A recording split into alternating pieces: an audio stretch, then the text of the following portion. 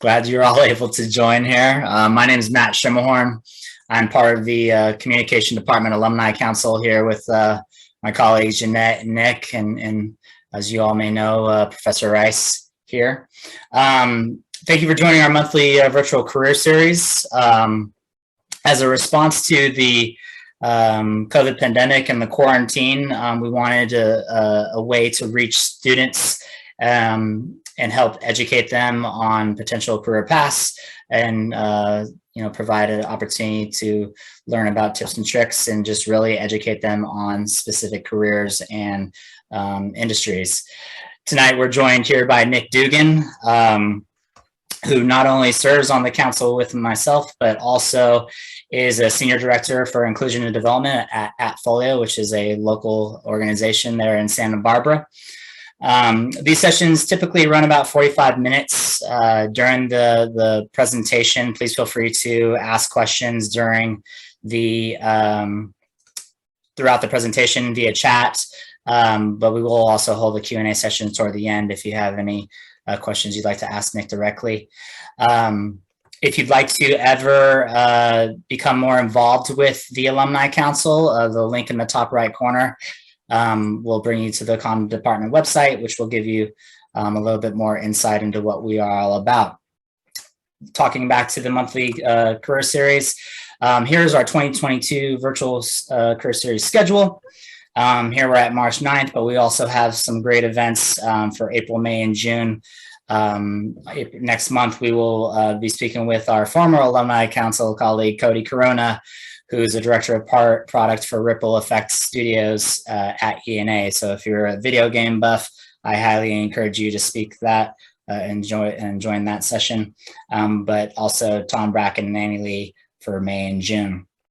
If you are a advocate of social media and participate, we do have engagement throughout Facebook, Twitter, and Instagram.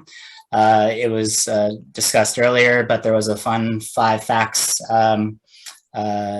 Instagram post for Nick that our very own Claire put together. So if you haven't had a chance to see that, please do connect with us, as well as a way to stay informed and keep updated on what we're doing here in the council. So without further ado, let me go ahead and turn it over to you, Nick, and we'll get started.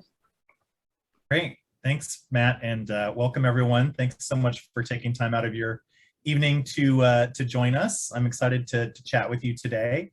I know it's a busy time, especially for those of you who are students getting in towards the end of the quarter. So thanks for making the time to attend this. Hopefully this will be valuable for you all, and we'll provide some information that'll help you in your career search. My name is Nick Duggan. As Matt mentioned, I graduated from UCSB in 2000, which at the time seemed very futuristic and now seems like a very long time ago. Graduated with a degree in Comm and went on to do a bunch of different things. So part of what I'm going to go over today is my career path and how I went from one job to the next. And as we do that, I'll share some of the different fields that I've been in. People and culture is in many ways a different name for HR. So if those of you who have been looking in careers in human resources, HR, people and culture is sort of a more updated modern way of saying that, so that it's not just about viewing humans as resources, really is looking at the people and culture as components of successful organizations. And there's a lot of different factors and adjacent roles within this, so we'll cover quite a bit about that as we go. What I wanted to do is start the bulk of my slides here, really talking through my own career journey. And as I do that, I'll kind of give you a little bit of an insight into some of the different jobs I've had, as well as some of the fields that are available in this broader people and culture framework. And as we get to the end, I'll share some of the tips that I have for those of you who are looking for a job for the first time, who are getting out into the job market soon. If any of you are recent grads, if you're thinking about switching jobs, those are relevant there as well. So just to give you a little bit of background, when I was at UCSB, these are some of the things that were going through my head. I was not the kind of person that had a very clear sense of what I wanted to do when I graduated. In fact, I didn't even declare Comm as my major until my junior year because I didn't know what I wanted to major in. And that's really been the theme throughout my career. I didn't necessarily know what I wanted to do until it was right the cusp of the time to decide or choose what was next. So as I was making this decision, here are some of the factors that I was thinking about. I was right at graduation. These are some of the things that I had in making that decision.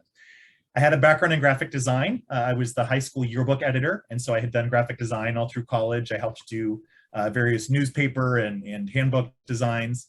I was on orientation staff. That was one of my major involvement areas at UCSB, was O staff, and I really enjoyed that work. I always used to say that if that could have been a career, then that's something that I would have pursued. So a lot of it was figuring out, how do I work with people? How do I use the skills that I learned there out in the professional world? I also worked at the University Children's Center. It wasn't necessarily a career I wanted to pursue, but that was some of the work experience that I had. I was just about to graduate with my comm degree. And one thing that I was clear about was that I didn't want to go to grad school directly after undergraduate. Some of you may be thinking about that, which is fine. That's certainly a valid choice. One of the pieces of input that I got from one of my mentors in college was she had gone to grad school right afterwards. She'd actually gotten a comm degree at UCSB and then immediately went on to get a master's degree. And for her, this isn't the same situation for everyone, but in her experience, she said she wished she had waited until she was more sure of knowing what she wanted to do. She ended up going into education and ultimately got a PhD in organizational leadership and education. And so her advice was, if you aren't sure what you want to do, don't just go to grad school. Wait and figure out what you want to really invest your career in.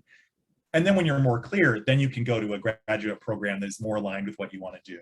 As you'll see, I did eventually go back and get my master's, but I did wait quite a while, and it was something that ultimately I was very clear about and was aligned with my career path. So with all this, how do you turn this into your first job if you don't know what to do? One of the things I realized in doing orientation staff was that part of that role, there are a lot of different parts of it, was event planning. And I stayed over the summer. Some of you probably, most of you probably participated when you first started at UCSB in the convocation event, which is the big formal ceremony with the faculty members welcoming you. And if you were more recent, it might have been a virtual event.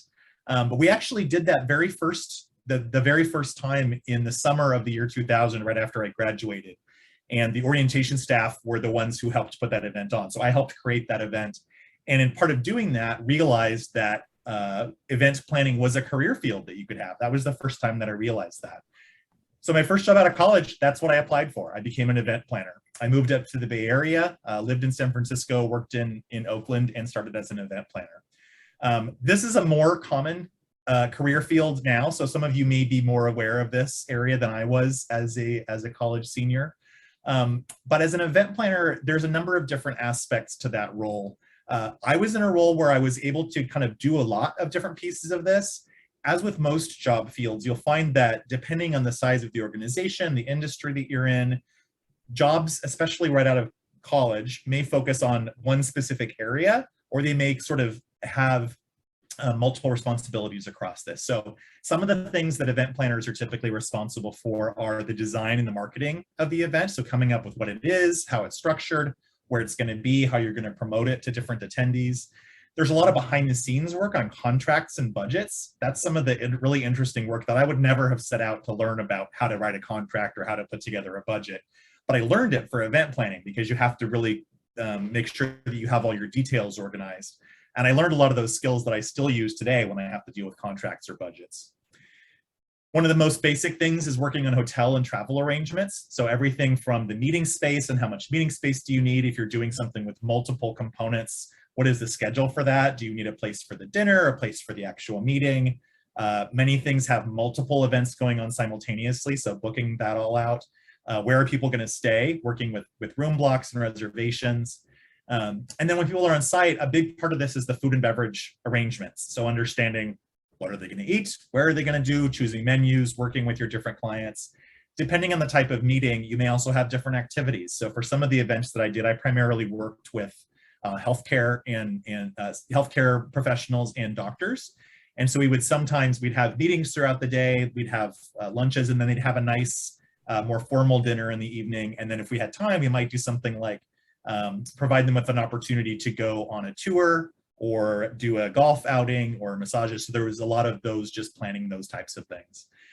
And then there was always just the logistics behind the scenes of what are all the materials that we need to have available, putting things together in terms of their workbooks, and then just the setup and being the on-site representative.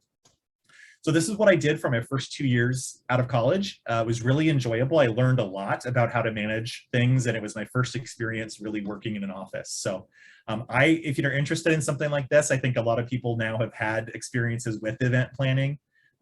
This is a great career path. That's not one that I chose to stick to, but it's a great opportunity for those who are interested. And I'm always happy for any of these. If any of you would like to ever chat more individually after this session, I'm happy to connect. For me, after learning the basics of this for a couple of years, I came to find that I was missing the interaction with people. I did a lot of the behind the scenes setup, and I learned a lot and was able to produce these events. But when the event was happening, it really was me sitting in the back of the room, making sure the food was getting ready, not participating in the meat of the event, and I missed the interaction. So as I looked to my next role, one of the things that I was looking for was that ability to be more connected with people. And what I started looking at that had some overlap where I could use my skill set that I learned from event planning was moving into a training role. So I ended up going back to training later in my career, but this initial role, So this is one of the things that helped me sort of make that decision. There's a great book called Built to Last, came out in the 90s, so it's been around for quite a while now. But it was the first business book that I had ever read. And it really made me think about the deeper, rather than just like, how do I get a job? How do I make sure that I'm getting a paycheck? It helped me think about how does what I find meaningful align with my career? So this is one of the books that really started me thinking about vision, purpose, values, and what were my own purpose and values? How did that align with the companies that I was working with? So thinking about this, and also thinking that, you know, part of my purpose did not involve just sitting in the back seat of these the meetings that I was putting together. My next move was being a training consultant. This was a really cool opportunity. I was hired by a national dialysis healthcare firm called DaVita. It's still around. Some of you might have heard about it. They have really strong purpose and values. In fact, many years later, when I went back to get my master's, they were one of the case studies about companies that really live by their values and put that central in their work. So what did I do as a training consultant? What did that look like? It really was starting a new training program. This was specifically for patients who were in the hospital who needed dialysis because they had kidney disease. And so I was developing education materials based on what the company already had. But then I was also going out to different locations and training the nurses that worked in these hospitals, not on their job, obviously. They knew much better than I did how to take care of kidney patients, but how to use the education and marketing materials that we put together. So what does that look like? If you're doing training as a corporate trainer, what does that look like? It really starts with needs assessment. Taking that step back to understand what's going on. What is the need that's going on? So I spent the first month or two really just having meetings, asking questions, interviewing different stakeholders, from the nurses that were on the front lines of the dialysis clinics, to the administrators of those groups, to people in different parts of the company in marketing, in sales, to really understand what is it that they were trying to accomplish here. Once I had a good sense of that, I was able to present back a proposal of here's the things that I think we need to cover in the training that I'm putting together, got alignment from the stakeholders on that, and then went into content development. So then I was putting together slides very much like the ones that I'm showing you today. Slide design has definitely become a big part of my job wherever I've been. But putting together, how do we kind of convey that content? There's the presentation, but then there's also the learning activities. Do you want to just give a presentation like I'm giving now? Do you want to have more of an interactive component? Do you want to have people practice something? And then are there materials? Are there things that you want them to be able to take home? Are there things that you want them to review in advance or to follow up on? And that includes the training design and testing. So it's not just putting the content together of here's the list of things, but how do you make it interactive? How do you think about, there's a whole field of research around adult learning theory, which really looks at how do adults learn? How do they retain information?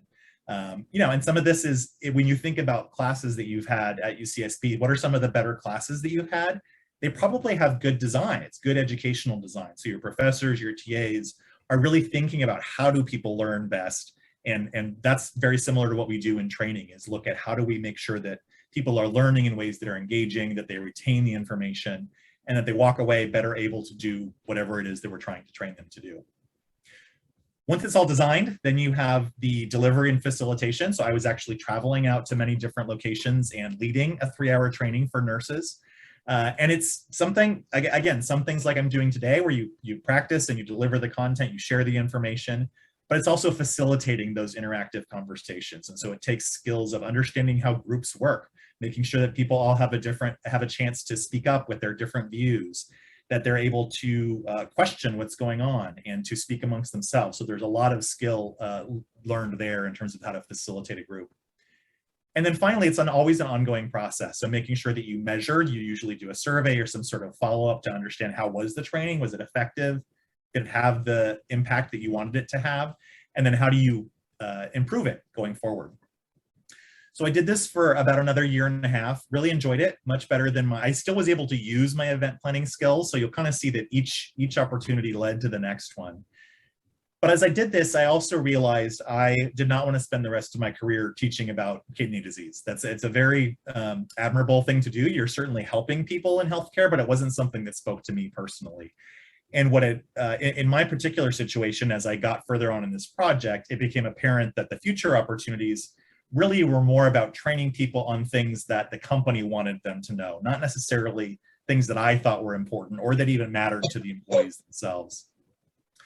So I was fortunate to run across a book about life coaching. That was something I had not heard of before.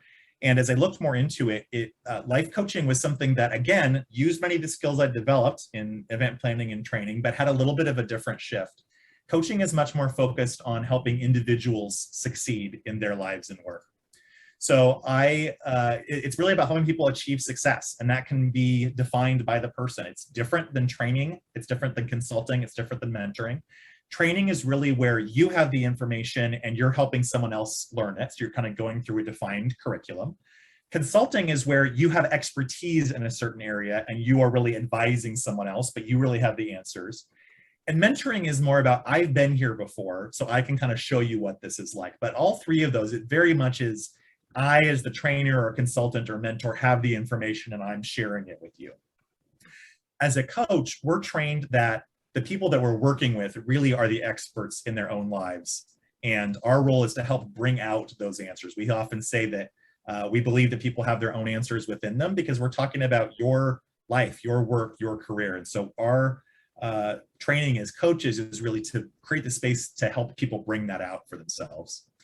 As part of this, I went through a coach-specific training program. There are a number of different things that you can do to become a sort of certified coach.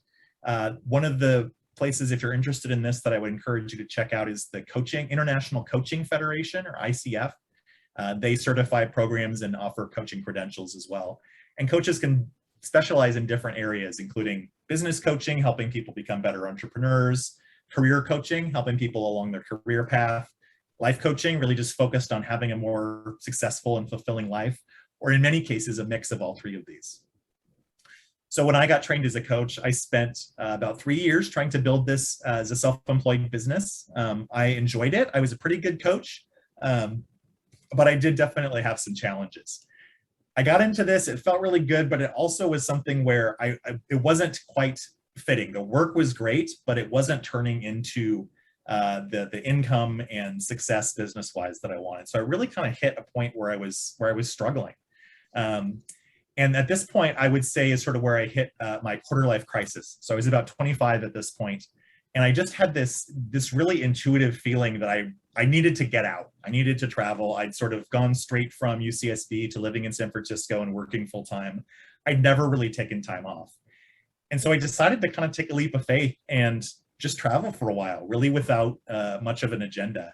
So I packed up my car, I got rid of my apartment in San Francisco, got a little tent, and kind of just spent a couple of months driving around the country.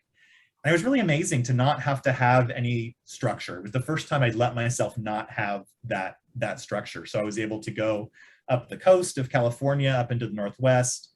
I turned east and went across the northern part of the state through different rivers and lakes. Even got to see Old Faithful out in South Dakota, or in Yellowstone in Montana. And Wyoming. So that was a really amazing trip. All in all, I ended up going through 17 different states over the course of 3 months. So you can kind of see the journey that I took here. Finally got to Chicago, stayed a couple weeks with a friend, and it started to get towards winter, and I decided I'd better head back to Santa Barbara. So when I came back, this was really a life-changing experience. It helped me kind of get more clear about what was important to me. And when I came back, I really continued my coaching, but I shifted my focus on coaching. One of the things that became clear to me was that spirituality was really important to me. And so I shifted my coaching business and renamed it actually to QuestSpace Coaching to incorporate more of that spiritual approach. I still worked with people on their lives and on their business, but brought in a little bit more of that spiritual approach. I did that for a couple of years. I always like to say I was a great coach and a bad business person. I didn't really know how to build a business, so that was a challenge for me. But I kept at it, kept working away at it, and then I got to 2007. So this is a while ago now, so many of you may not have been kind of obviously in the working world when this has happened, but this was a big year for many of us because it was the beginning of the financial crisis and the Great Recession, which ultimately got rolling in 2008, but the seeds of it were there in 2007. And what that meant for me at the time was I was, not making a lot of money. I was living off of my credit cards, trying to make this coaching business work. And I really had to make a decision. It was not something that was going to be sustainable. And this was really kind of a crisis for me because I felt like I had been, ever since I'd graduated, searching for the right career field. And I'd finally found it. I really loved doing coaching work. And it was devastating to realize that even though I loved the work, I wasn't making money and was going to have to go back to do something else. I had committed so much to this coaching business and career that I didn't have a backup plan. So I didn't know what to do. And as my first step, what I ended up doing was getting temp agency work. And I included this on here because I think it's something that I wish I had been more open to earlier. Temp agencies, for those of you who aren't familiar with it, are companies that you work for the agency and then they send you out on different assignments. It could be for a day, it could be for a week, it could be for a few months. In whatever role different companies need someone in for a temporary period of time. And when I first learned about this, I always sort of thought that was, not really a respectable way of doing it. It was just for people who were, who wanted to be a secretary or who couldn't get, the amazing big jobs that I was qualified to have as a former gaucho. What I realized was I was being way too elitist about it. There are plenty of temp agency opportunities that are actually really great. Some of the benefits that I found, number one, if you're looking for a job or in the midst of changing jobs, it's a way to pay the bills while you search. There's nothing more depressing than sitting around. You can only send out resumes for a certain number of days, for a certain number of hours each day before you just can't do anymore. And if you don't have anything else to do, you just sit around worrying about not having a job. So having a temp job, even if it's not every single day, or even if it's a couple weeks at a time, really helps you kind of have something to do and also pay your bills while you're searching maybe for a more permanent position.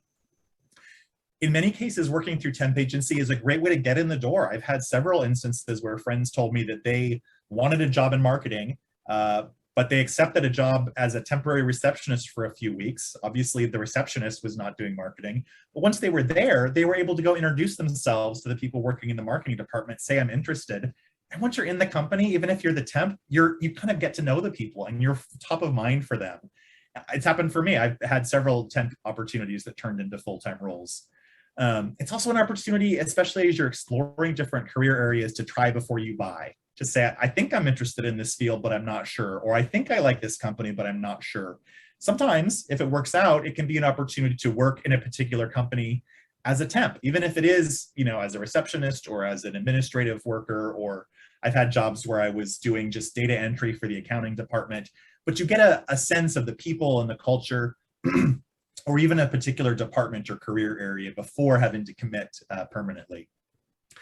If you do decide to do this, a couple quick tips. Number one is sign up with multiple agencies. That's one of the mistakes I made, was I just signed up with one. The particular one I started with wasn't particularly good. There's nothing wrong with signing up for multiple agencies. Most cities have multiple temp agencies, and it gives you the opportunity to just tap into different opportunities. And if they both call at the same time, you can say yes to one and no to another one. That's perfectly acceptable.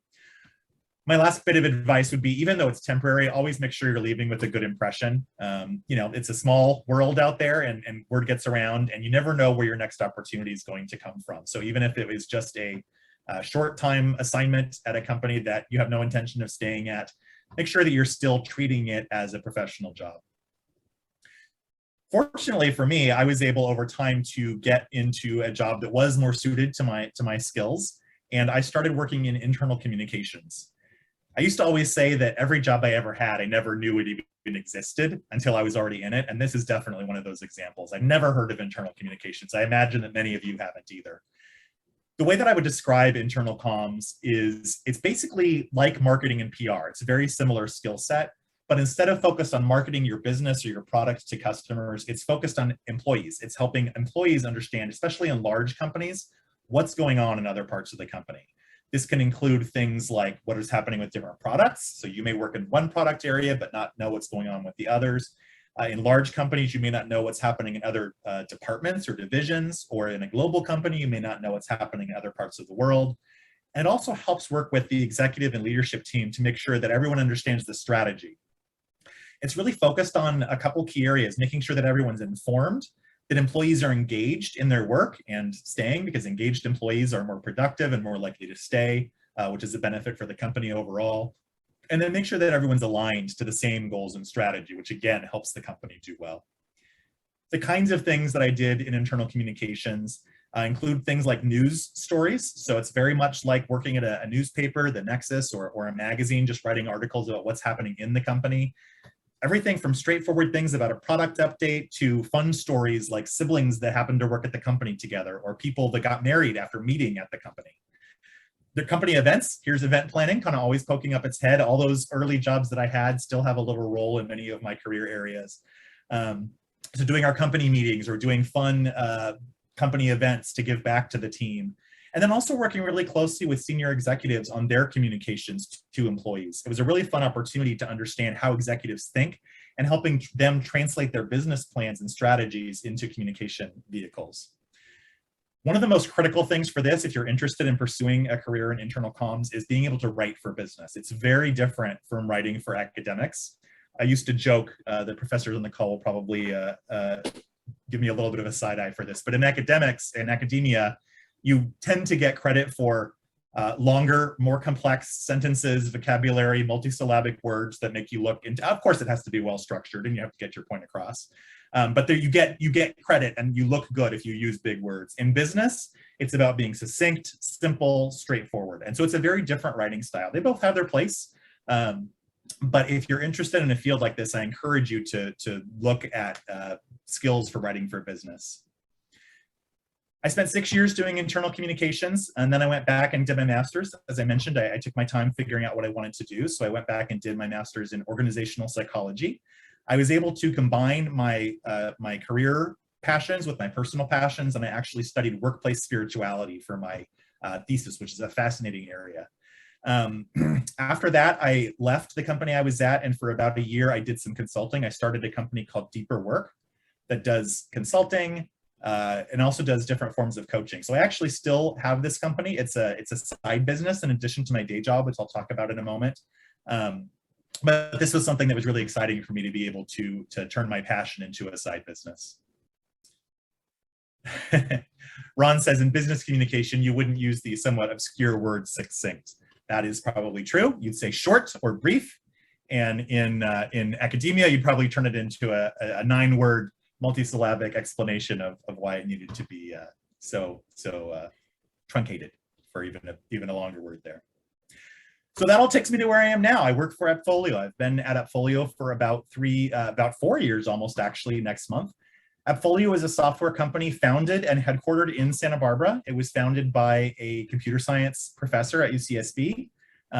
We do software for property management and then also investment management in the real estate space. And it's an amazing company. I really encourage you to check it out if you're interested in any of the career fields that we offer. As you can see, we've been named one of the 100 fastest growing companies in the world. We've been certified as a great place to work for several years. We've gotten awards for customer service, innovation, product design, many things. So it's a really great thing. Many people often want to stay in Santa Barbara. It's a great opportunity to do that. Of course, as with most companies, we're becoming more hybrid and remote focused as well. We have offices in Dallas and San Diego and other places as well. And at AppFolio, I was originally hired to lead our learning and development team. So this is sort of back to my roots in training, but now leading the function. And so our training and our programs focus on a few different areas. We do career development for all employees. And then we also do a lot of our focus, especially the first years that I was there, was on building programs for developing leaders and developing managers. One of the other programs I didn't put on here, we also do new hire onboarding. So as I mentioned, I did orientation for new students back at UCSB. Now my team does new employee orientation. So it all comes full circle. I mentioned a little bit about like what training looks like. A lot of that is still part of my team's day-to-day job. It really is everything from planning programs to designing, developing content, facilitating the actual workshops. You can see a picture here of me facilitating a workshop with my handy white flip chart and marker there, measuring and then tracking to see how are things going. There's a technology side to it as well. The two main areas that we work in learning and development, we have a lot of instructor-led programs, which basically just means that I'm delivering something live, either via Zoom or in person. And then also e-learning. We don't have as much of that now, but as you look at learning and development as a career, that's an area where you'll see a lot of designing self-contained learning programs. Careers in this area often won't necessarily start with doing manager education. If you've not been a manager or a leader, you're not likely to be delivering that content just yet. So a lot of the entry-level roles here will focus on logistics. There is still, again, back to that event planning, right? Setting up the room, setting up the materials, inviting everyone, organizing all the communication. So it really does, there are a lot of different elements to this. And then most recently, I've sort of helped lead this function, and then I also helped build up our diversity, equity, and inclusion, or DEI strategy at AppFolio. This is one of my favorite photos. Right before the pandemic started, I was able to go out to our Dallas office and join a group of our Black employees for our very first Black History Month event. So almost exactly 2 years ago, because it was February. That was the last trip I took before we went into lockdown. But DEI is a really important area at UCSB and in society, as well as in businesses and for-profit organizations. So diversity is really focused on increasing representation, making sure that the people that are in our organizations match the diversity of the workforce in general. That involves ensuring fair treatment or equity, making sure that there's no discrimination, and that we think about the historic inequities that may need to be addressed in order for people to have more fair experiences today. And then the I, or the inclusion, is really about driving an improved sense of belonging, making sure that no matter what someone's background or history or what's going on with them, that they all feel like we all feel like we belong. It's something that requires structural change. There are a lot of fun things like this event, which is an opportunity to learn about people that are different from you, an opportunity to connect with people. If you, I identify as gay, so we have an LGBT community that's really nice for me to be a part of.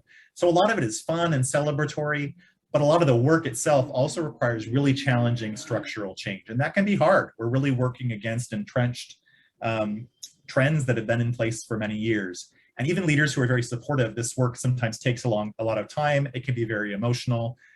You're often in a place where you need to support people going through challenging situations with everything that's going on in the world for different populations. But at the end of the day, I would say this work is rewarding. And as we start seeing the needle move on some of these areas, this is one of my favorite things to be able to see actually making progress on. So just a quick acknowledgement that these are some other areas of HR. If we have time, or if you'd like to set up a follow-up event, HR is very broad. So when you think about human resources, talent acquisition or recruiting, Leslie on our team is a former recruiter here. So that's like bringing people into organizations. Employee relations is dealing with, people often say, oh, you're in HR, that must mean you hire and fire people. That's a very small part of HR, but that is the part called employee relations, dealing with some of the challenges of people in the workplace. Total rewards or compensation and benefit is all about how people get paid and rewarded. There's a whole technology and analytics arm to human resources. There are strategic partners or consulting partners called HR business partners that really are the ones that are advising business leaders on HR and people and culture areas. Talent management and organization development is another area, overlaps quite a bit with organizational communication, for those of you who have done organizational communication, and many, many other pieces, depending on the size of the company, the industry, things like that. So just a quick glimpse into what HR looks like. So looking at your career journey, and I know we're getting a little short on time here, so I promise to have a few minutes for questions. but I wanted to just share a few brief tips for those of you who are looking at your own career. My top 5 tips. Every time I've had a career conversation, I think some of you I've even had some of these one-on-one conversations with, the same tips come up. So I will share them all with you. Number 1, check out what a functional resume is. This is something you can type into Google and learn about it. What it does basically is, rather than a traditional resume that lists all the jobs you've had in chronological order, it lets you restructure it to put yourself in the best light possible. These are the things I'm really good at. And then, by the way, here are the jobs I've had. So if you're fresh out of college and don't have a long job history, or if you're switching roles at some point in the future and want it doesn't look at a glance like you've got experience in a particular area, this is a really valuable tool. So I encourage you to Google it, learn about it, and if it's right for you, then to take a look at using it. Informational interviews are another amazing tool, another very standard term. Google it, plenty of information out there. This is something I wish I had done earlier. It basically is not waiting for someone to ask you for an interview because the role is open, but reaching out to people like myself, like my colleagues here who are on the Alumni Council, to just say, I'm interested in what you do, I'd like to learn more. The more you do that, the more well known you are to other people. And even if you're not asking for a job and they don't have one to give, you'll at the very least be top of mind. And if they do know of opportunities, they can let you know about them. Being part of professional organizations. Every career field has a professional organization associated with it. For HR, the major one is SHRM, SHRM.org, which is the Society for Human Resources Management.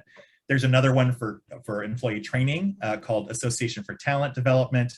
There's one for coaching. There's one for internal communications. So basically, whatever career field it is, if you type in, even outside of what I'm talking about today, whether it's marketing or PR, type in the term, type in professional organization, and you'll see what is out there. Get specific. One of the mistakes that I see, especially recent grads make, is they try to say that they can do anything. And so they'll say, I can do anything from marketing to HR to operations. And the challenge is that's not what managers are looking for. They're looking for someone who can do the job they've asked for. So I encourage you to get really specific in terms of what you're looking for. It doesn't mean that you can't take advantage of an opportunity if it comes along and wasn't what you had your eye on, but get specific. Don't say I can do anything in HR. Get really clear about what your priorities. Do you want to be in recruiting, or would you rather try for a role in training and development, for example? And then finally, my number 1 tip, even though it's number 5 on here, is relax. It's going to work out. You don't have to define your entire career with this first job out of college. A lot of the anxiety that I see current seniors and juniors and recent grads dealing with is having to make the right decision or get the right first job. As you can see from my career journey, I never knew where I was going to end up. It was one thing that led to the next, to the next, to the next. And that's been very true for most others that I've talked to. So don't stress too much about getting the perfect next job. You can always navigate through the next job, and each opportunity will give you more options, and you can always navigate to something different. So those are my top tips. I'll stop there. I know we're a little short on time, so I apologize. I probably had a little bit too many slides there, but I'll go ahead and pause there and open it up to any questions that anyone has. Thank you very much, Nick. That was a great presentation, very insightful. I definitely know I have some questions, but obviously I want to turn it over to the attendees. Allison, I know you said you had some questions. Does anyone else have any? If they want to think about those while Allison asks hers, we can start there. Yeah, so I wanted to start with the event planning, because that is actually the career path I'm most interested in. So I was wondering what company you worked for and how you suggest how we start that career path, or you guys get our foot in the door. Yeah, absolutely. Great question. So the company I happened to work for was a pretty small company. It was about 20 people, and it did pharmaceutical consulting. So I found it just from a job posting. That's certainly one way to do it, is look at the job ads and see what's out there. I would say to get started, I think depending on where you're at now, I think if you're still in school, if you want to pursue event planning, the more opportunities you can do that, whether it's a student organization or an on-campus job, the more that you can kind of get experience planning events. Nonprofits are always looking for help doing their events. So anything that you have kind of in that realm that you can say you're familiar with it, you've done a little bit of it, that's always going to be helpful. Beyond that, I think really just keeping your eye out. I mean, some of the tips I just mentioned, right? Doing informational interviews, looking in your network or searching on LinkedIn for anyone who's done event planning or knows someone who's done event planning. asking them for a 20-minute call to learn more about what they do, because the more of those you do, the more you'll learn. And then when an opportunity does arise, the better prepared you'll be. The professional organization for event planning is called Meeting Planners International, or MPI. There usually is a national organization as well as local chapters. So depending on where you are, I don't think there's one in Santa Barbara, but there might be in LA. There's certainly one in the Bay Area, and a lot of them have virtual meetings right now. You can look at the local chapters to be able to go to a meeting, find people that you could then follow up with and do an informational interview with, and just learn about the industry. They usually have an educational component that's more focused on it. Their website usually has a free newsletter. Oftentimes they'll have student member prices. So that would be my advice to start with. Thank you so much. Absolutely. Great question, Allison. Anyone else have any questions for Nick? Ron has a question. Ron, you're on mute. Most people would prefer that I stay on mute, but that's another question. Just be succinct, Ron. Yeah. So, Nick, you have just a fantastic series of backgrounds, and I'm a great believer too that even as you pass through, they may not look like they're connected, but in your job, it seems like almost everything you did is highly relevant. It's like if you could retroactively put your portfolio together to help you do your current job, you couldn't have done much better than the things you did. So I just think that's cool. But my question is, you know, life is difficult and changing. What are some trends that you're having to keep up with or react to or even change what you do? Yeah, that's a great question. I mean, I think there's a couple categories there. I think there are things related to the fields that I'm in. So what is changing in terms of learning?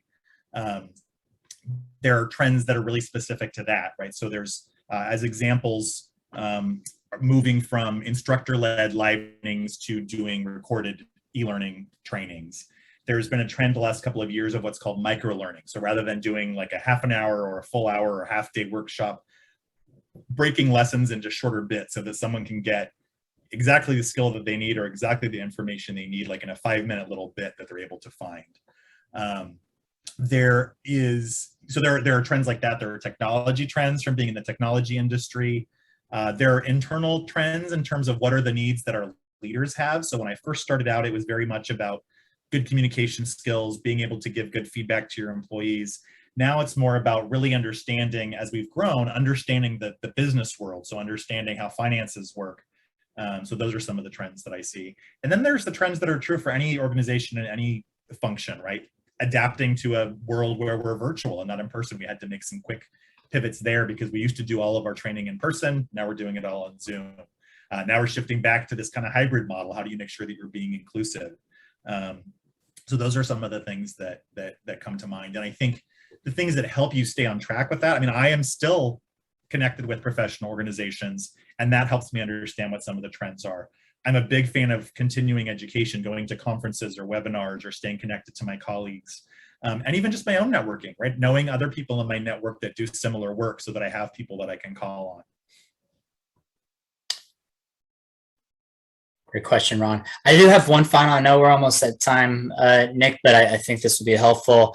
Being in training and being in coaching and onboarding for employees, what are some common pitfalls that you notice from those who tend to be successful within the organizations you've worked with versus those who don't last that long? That's a great question.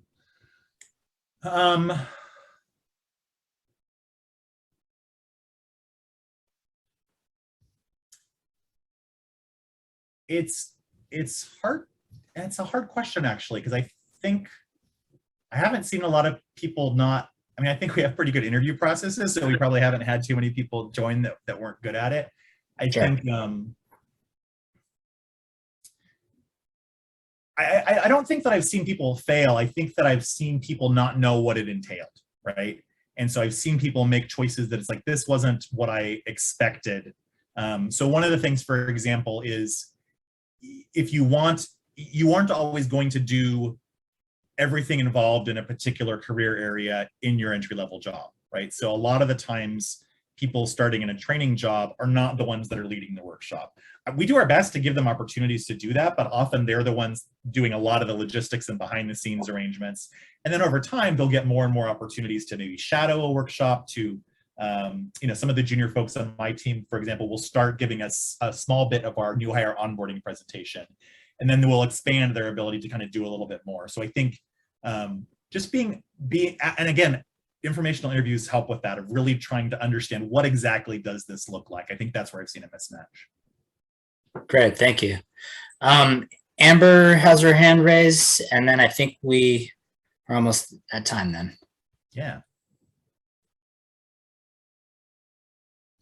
Sorry, I'm on my phone, and so I'm like struggling with the different screens. I have a question for you. Was there ever a time in which like you sought out a mentor, and like what did that look like as maybe you were changing into different fields or in different companies, and like how would you advise people to approach that, or what does that ever look like for you? Yeah, thanks, Amber. That's a great question. I personally haven't had a lot of what I would call formal mentor relationships. I definitely have had people that I've met that have become informal mentors that I learned from, or that I stayed in touch with. I've had, being a coach myself, I've had coaches, which is a little bit different from mentors. For the way that I have done it, I have always started with just the informal connections, right? With an informational interview, or with a, hey, I'd love to learn from you. Could we grab coffee sometime? And then just stayed connected, right? So for me, that's always been enough. I've never been in a situation where I've specifically said, hey, person X, I need a mentor. Would you be my mentor? Could we meet, 3 times a quarter or something like that? I'm not saying you couldn't. I think just asking, I think just starting with a connection of, hey, I'm interested, here's what I'm looking for. I plugged for our membership program through the Comm Alumni Association that we've, if you're not already a part of that, I encourage you to check it out. People are very willing to be mentors. So I think a lot of it just comes down to asking, right? I think sometimes it's figuring out who you want to work with, and using informational interviews or just informal chats with people to make that initial connection. And then once you've met once or twice, if you want to sort of take it to a more formal level and say, I think it's just being explicit. I'm just saying, I really value your insight. Your experience in this career is really valuable. I wonder if you might be interested in a more organized mentoring relationship. See what they say. They may be flattered but not have time for it, or they may say, yes, what does that look like? You want to be flexible enough that you can take into account their needs, but also kind of have a little bit of a suggestion, right? Is it once a month that you want to meet for an hour or so? Is it something more than that? And sort of have kind of an idea, and then let them push back if they have a different idea. But that's what I would say, is just ask at the end of the day. Great. Thank you so much. Yeah, thanks for the question. Yeah, great question, Amber. So we're 1 minute past 6:50. Jeanette's adding some links for the UCSB mentoring program. This is a newer version of the program, so highly encourage you. Leslie already gave a shout out to Michelle. So definitely would love to see more of you take part in that. But as we wrap up here tonight, I want to thank you all again for joining us. Nick, thank you again, very informative. I think we all enjoyed this and found it helpful. So we'd love to see all of you at future events, but please stay in contact. And as Nick pointed out, if you'd like to chat further, he's happy to connect, or if you have more questions.